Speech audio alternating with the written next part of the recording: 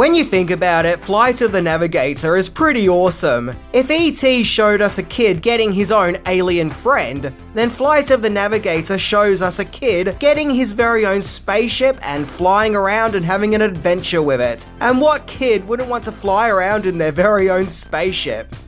Released in 1986, Flight of the Navigator tells the story of 12-year-old David, who lives in 1978, who mysteriously arrives in 1986, where NASA want to discover the secrets of what happened to David, where he discovers a spaceship that's been telepathically calling out for him, and meets the ship's controller Max, where a fun and exciting spaceship adventure takes place, in this movie that has become a beloved cult classic.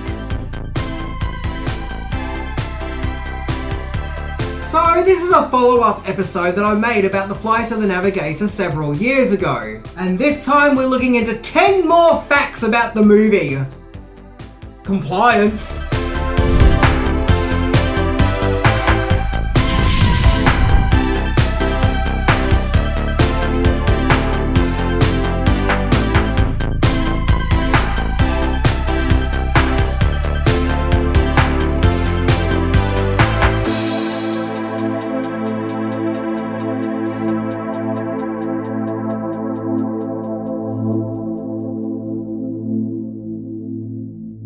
Number 10. It all came from a dream.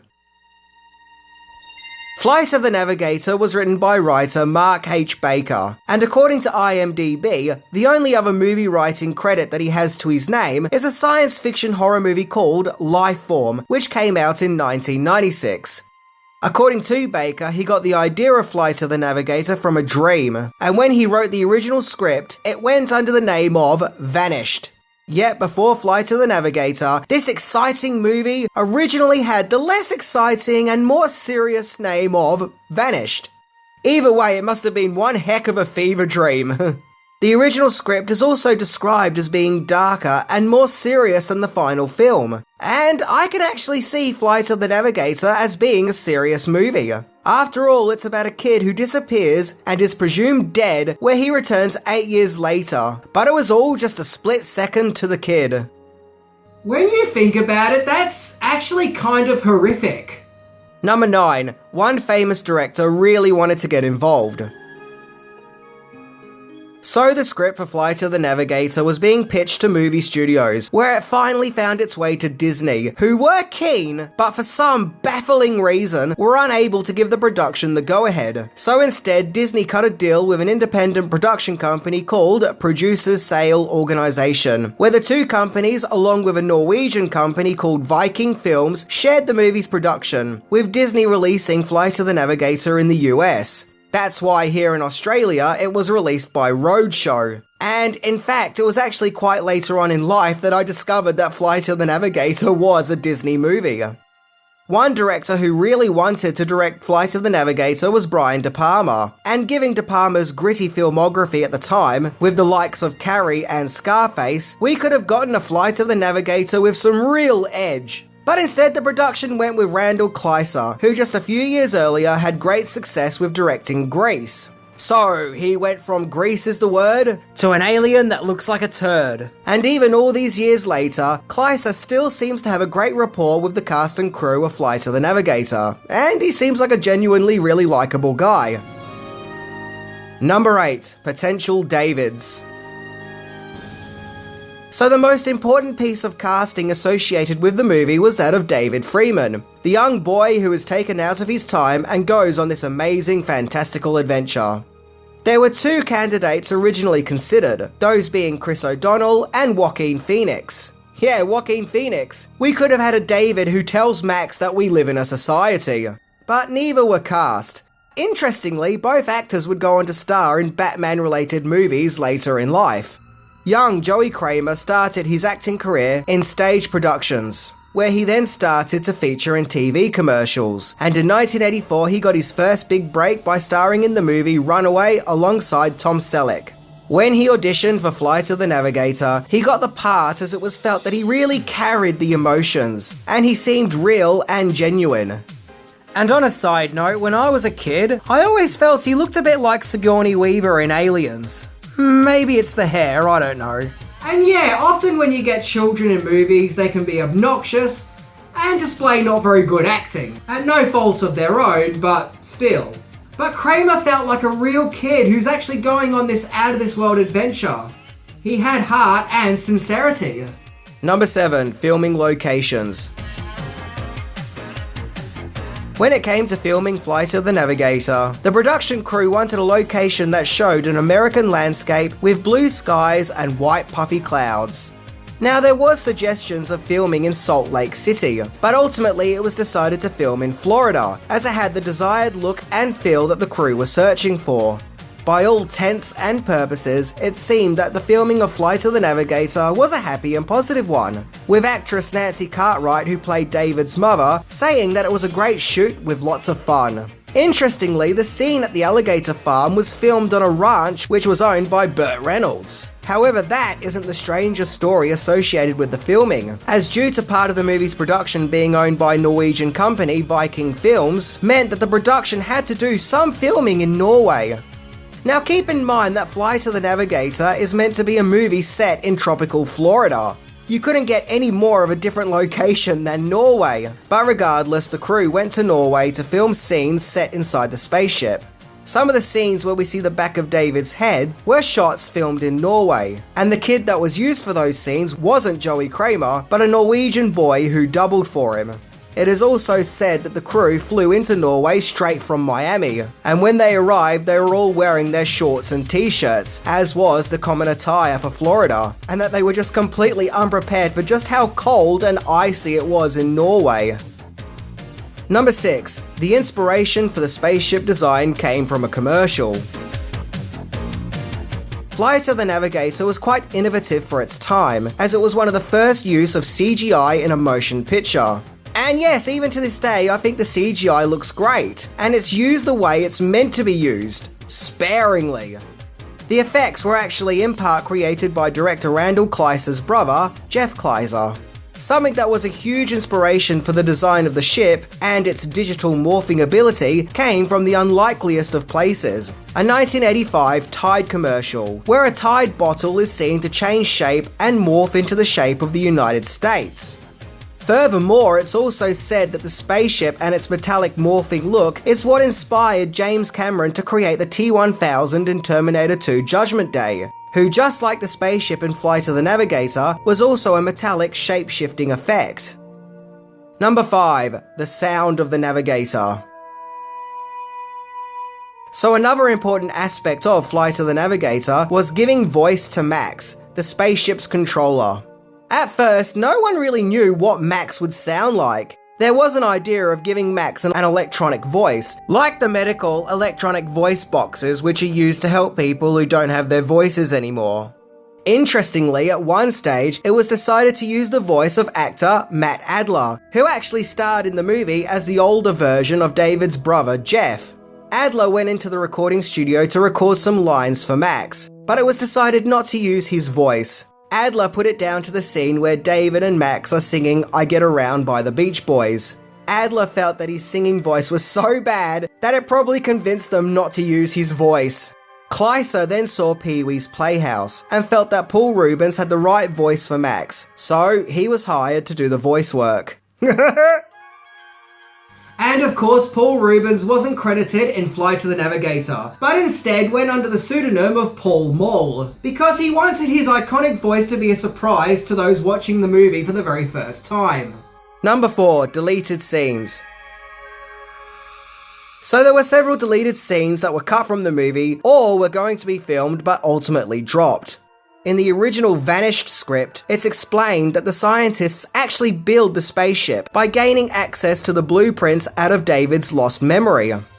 At the NASA facility, David befriends a young lady called Carolyn, played by Sarah Jessica Parker, and her character had a subplot that was removed, where when David returns to 1978, he finds the younger Carolyn and starts talking to her, who would have actually been his age. Supposedly this scene was shot with a younger actress playing the 1978 version of the character, but I couldn't find any pictures of this scene. And then there's the alien creatures that David meets on the spaceship, where we see that one of them is a slug-like creature with a cold, hence he's covered in mucus. Surprisingly, in the original script, this slug creature was described as being, well, the sex worm. And the gooey stuff originally wasn't mucus. Yep, not hard to see why that was changed. Number 3. Fat lip shenanigans. When it came to filming Flight of the Navigator, it seems that young Joey Cramer didn't really suffer too many scrapes. The only big issues actor Cliff DeYoung, who played his on-screen father, claimed is that the production would have to work around his Canadian-isms, particularly with his dialogue, on the account that he's playing an American character. However, supposedly in some shots, Cramer has a fat lip. According to Kerry Rogers, who played the little girl that David has a crush on in 1978, one day during the shoot, her and Cramer were having fun riding skateboards, and that during their skateboarding horseplay, her skateboard flew up and smacked him in the mouth, which is why he is shown to have a fat lip in some shots. So, in conclusion, the biggest threat to David's health and well-being was not time travel, or aliens, or a spaceship beyond his understanding, but a rogue skateboard to the mouth. Isn't that always the way? Still, it can't be as bad as the fate of the spaceship itself, which was sadly painted red and completely had a redesign and added to an attraction at Disney World, clearly by someone who doesn't understand the importance of movie props. Or maybe just someone who really didn't like Flight of the Navigator, take your pick. Number 2, Flight of the Navigator was met with great praise upon its release. Flight of the Navigator was released in August 1986, and for its time it got pretty good praise from critics. The biggest praises the movie would receive, of course, went to the groundbreaking special effects and Joey Cramer's acting. Sadly though, it didn't do too spectacularly in the box office, only bringing in $18.5 million on a $9 million budget. I mean, yeah, it doubled its budget, but compared to other child adventure movies at that time, like The Neverending Story, which made $100 million, and The Goonies, which made $125 million, it just couldn't live up to those glories. So why do I think it wasn't exactly blowing away the box office? Well, my theory is because Flight of the Navigator was kind of an extension of those Spielberg-inspired adventurous kid movies of the 80s, which started with E.T., and continued with movies like the as-mentioned Goonies and Monster Squad. Maybe by 1986, that trope was starting to get a bit old. Just a year before Flight of the Navigator came out, Joe Dante's The Explorers was released, which, like Flight of the Navigator, sees child characters also flying in their very own spaceship. And also like Flight of the Navigator, it didn't do very good in the box office. In fact, The Explorers did worse. Heck, the same year Flight of the Navigator was released, Space Camp also came out, which, once again, was a children's space adventure, which also performed poorly. Something else to keep in mind is 1986 is the same year the Challenger disaster happened, so that tragic event may have put people off space adventure movies at that time. That and the oversaturation of the genre could be why Flight of the Navigator just wasn't the box office hit that it deserved to be.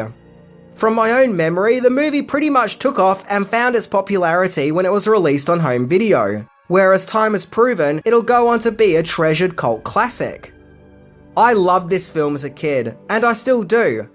When I was a kid, I also found it quite creepy. Remember earlier on when I said Flight of the Navigator had some pretty dark themes? I still stand by that. The whole idea of David being lost and not knowing where his parents are, only to discover that he's been taken out of his time, always unsettled me as a kid, as well as the character's shock and confusion.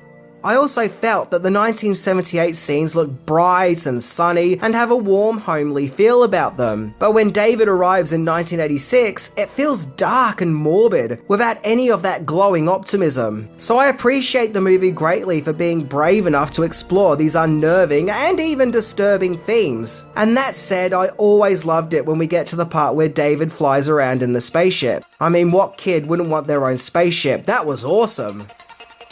Number 1. Joey Cramer after the Navigator. When I made my first Flight of the Navigator episode back in 2018, I had many people asking me why didn't I mention the real-life struggles of actor Joey Cramer, which he faced in his adult life. I didn't really want to talk about it for 2 reasons. 1. Simply put, I just found it too depressing, in that it would make the episode feel really downbeat. It is sad what happened to him, and I just didn't want to talk about it, so I guess I took the chicken's way out and just didn't talk about it. And 2, I didn't really think it was all that necessary, as the episode was about Flight of the Navigator, not the private life of Joey Cramer, in his adult years, long after Flight of the Navigator. However, since watching the documentary Life After the Navigator, which by the way was a huge source of inspiration for this video and helped me to discover new trivia about this movie, I feel more comfortable addressing the issue now, as I know that the story has a happy ending. Now, I am glad I watched this documentary, even if at times it was quite grim, with some very confronting subject matter. There was some not so easy to digest issues, as it explores Joey Cramer's life, which spiraled out of control after Flight of the Navigator, where he went down a path of substance abuse, homelessness, self-harming, and frequent jail sentences, until his downward trajectory reached its peak when he robbed a bank, which, according to Joey in the documentary, he did specifically to get put back in jail, as he felt that he was looked after there. There were many fascinating revelations in the documentary, like Joey was actually an extra in the Neverending Story, and after Flight of the Navigator he was offered the part of Wesley in Star Trek The Next Generation, and also after Flight of the Navigator he was getting many offers from Hollywood, but his career didn't really further on much, as his mum didn't want to move to LA or have Joey be corrupted by the Hollywood system. She mentioned something in the documentary about the Brat Pack going out of control or something like that. We also learn in the documentary that Joey was born into what looked like a small hippie community called Sleepy Hollow, with his full name being Delirious Joe August Fisher Cramer. His father actually simply just wanted to call him Yes. But sadly, Joey didn't really have anything to do with his father, which affected him greatly. Also, it's revealed that after starring in Flight of the Navigator, Joey suffered some terrible bullying at school, where he was chased and put into lockers and dumpsters and so on, and this only fueled his downward spiral. I seriously do not know what was wrong with that school. At my school, if we found out we had the Flight of the Navigator kid there, we would be treating him like royalty. He would be a living legend. So I don't understand this whole, oh, you're in a classic movie, let's get him thing. Ugh, kids are weird, man. But in recent years, Joey has seemingly faced his demons and bounced back into a productive and proactive life, where he embraces his Flight of the Navigator stardom and always seems to have time for the movie's fans and is proud of its positive effect that it has on people's lives. I also appreciate how Cramer can speak openly and honestly about his troubles and the not so great stuff that he's done, where he is able to come out of the tunnel of his turmoil into a new bright light that stands before him in triumph, of which I think makes the story of Joey Cramer to be very moving, powerful, and inspirational. It lets us all know that there is hope and redemption, and that we can make positive differences and changes in our lives. Through learning about Joey Cramer and his struggles, we can also learn that no matter what we go through in life, there is always hope, and the opportunity to change and bounce back through tough times. The story of Flight of the Navigator is the story of Joey Cramer. It sees someone go through turmoil, but achieve their goals to return to a happier life. So, with that in mind, Flight of the Navigator has actually aged into a very powerful movie. Anyway, I'm Minty, and see you later, Navigator! See ya!